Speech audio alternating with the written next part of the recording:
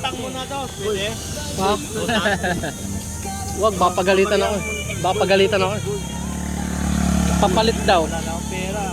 Pati na magkano raw? 200? 500? Utang. Ba't naman ganun?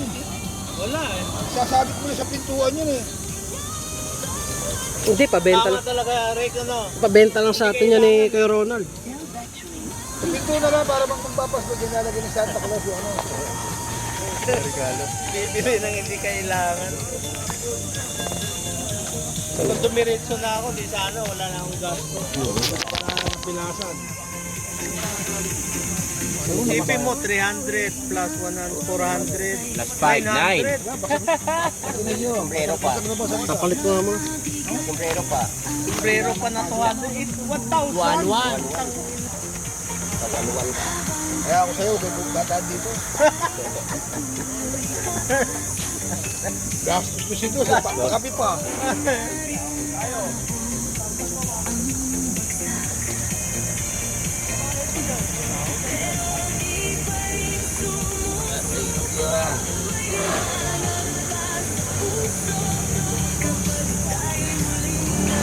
Kahit yung sapatos na yan, kumukuha sa libo. Low battery, please charge.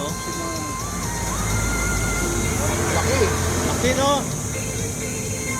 45 ba yan? Pinasok ko sa sapatos ko, asa yun eh. 45 siguro yan. 45. Ha? 45. Oh. Malaki pa sa'yo. Ako 43 lang na ata ako.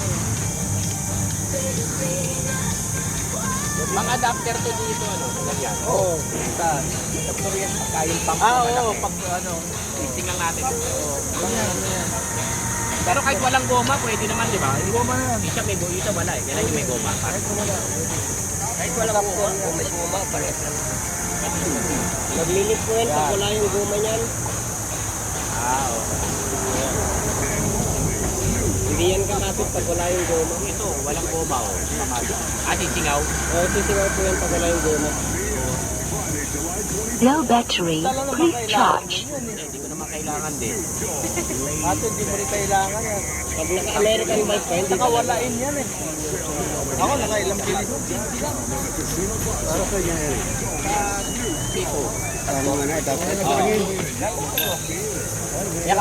Hindi ka alala eh. Dapat sinabi mo kay Dos. Nana ako. Oo. Baka madagdagan pa. Nakal mo pili ka pa. Sinabi mo pangalan ko. Sinabi mo pangalan, may utang ka sa